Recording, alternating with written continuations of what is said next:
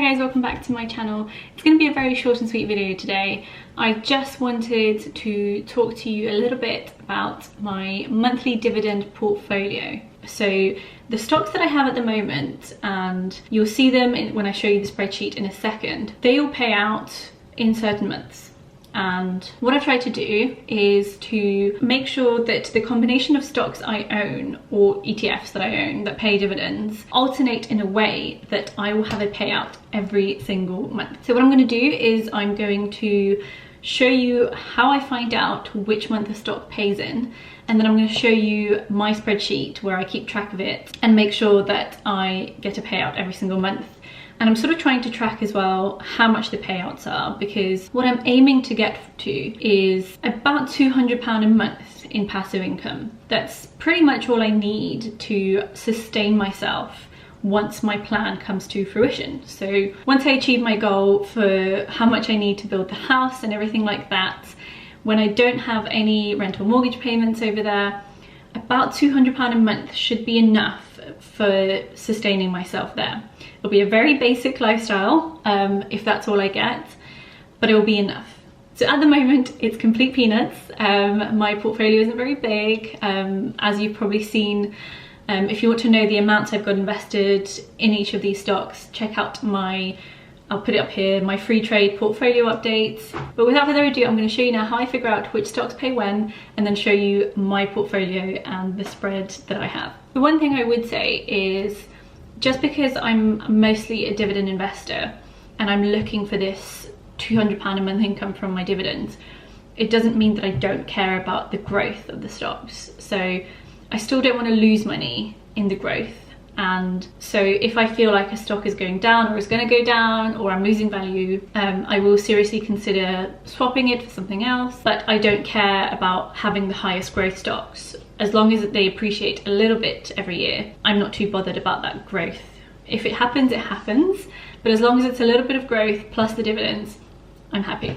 So let's go on my laptop. So there are two websites that I use when I'm looking at dividend investing.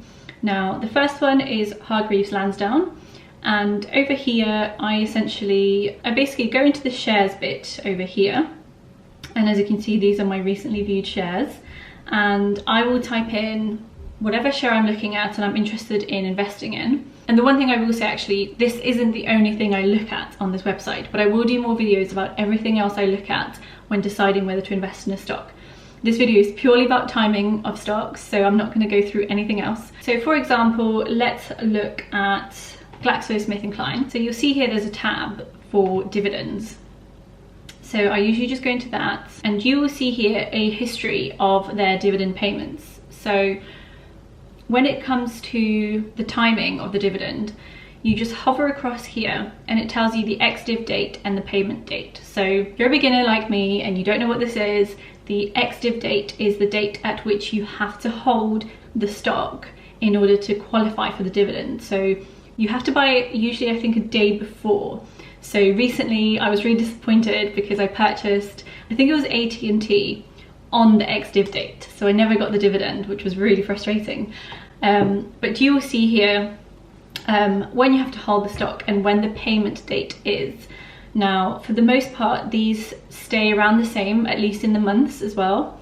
So you can see here, if you go backwards, one is on the 11th of April, one's on the 9th of April. So, but generally all of these are in April.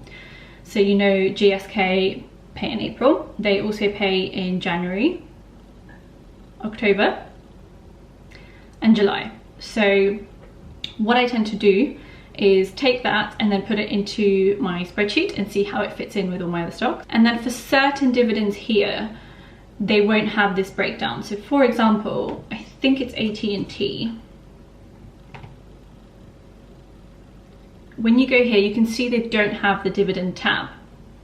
Now, you can see the annual dividend here, but if they don't have it, I tend to go on a different website, which is Dividend Max. So if I search for AT&T here,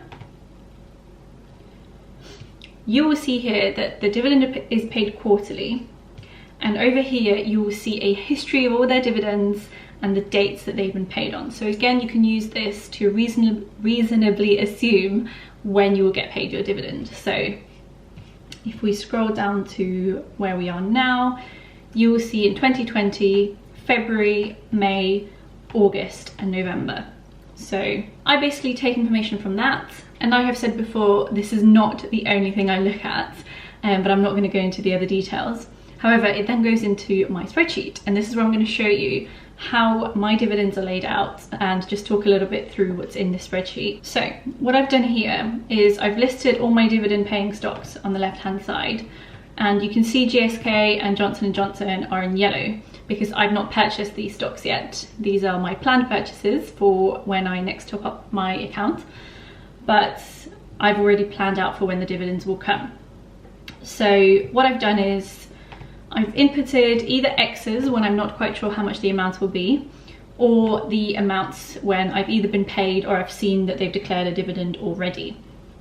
Now, the important thing to remember when you're planning something like this is that it's not guaranteed. So for example, I have Sainsbury's in my Trading 212 account, and they've actually suspended their dividend. So this July X over here, I'm not going to get because they've already said that they're going to delay their dividend decision until their autumn payout. So it's not like a super reliable, you will definitely get this amount.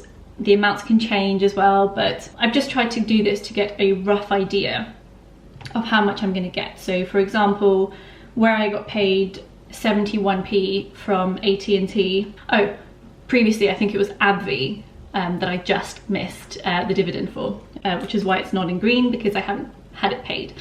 But what I've done here is I've basically put in not how much they're essentially paying per share, but how much I've got from the shares I currently own, and then just assumed that it's going to be like that for every quarter. Again, this can go up and down, they can cut their dividend, they can grow their dividend, they can change their dividend, but it's just a rough idea.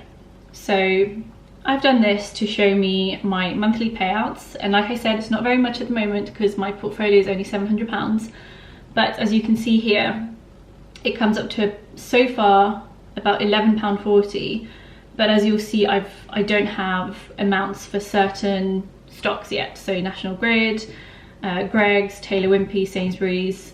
I've already got the stocks, but I don't know how much I'm going to get paid yet. And then again, GSK, Johnson & Johnson, I don't really know how many shares I'm going to buy or anything like that, so they're all X's. But it's just to have a little bit of an idea of who's going to pay me when and roughly how much to expect. And I had nothing in June. June was the only month I didn't have anything in, which is why I've looked at Johnson & Johnson. That is a company that I've been thinking about investing in for a long time. So when I saw that they paid dividends in June, which was the month I was missing, I thought, okay, I've been wanting to do this for a while, so I'm just going to add it to the list. Again, I might look for more stocks that pay out in June, but for now, at least it's at least one thing in June. I've also added at the top a conversion into Polish money, because again, I need this to be sustaining me in Poland. So it just shows me how far off I am from my goals. What I would say is, if you are a dividend investor, it's really good to have some form of spreadsheet that logs your monthly amounts and things like that. I hope this was useful to you, just as an idea of one of the things that I look at when I pick my stocks.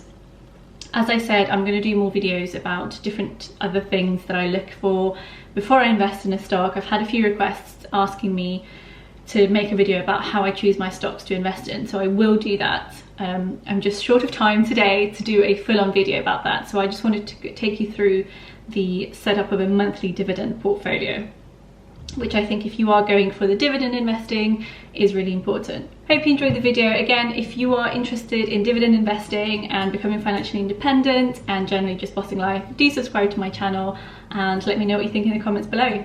See you next time. Bye.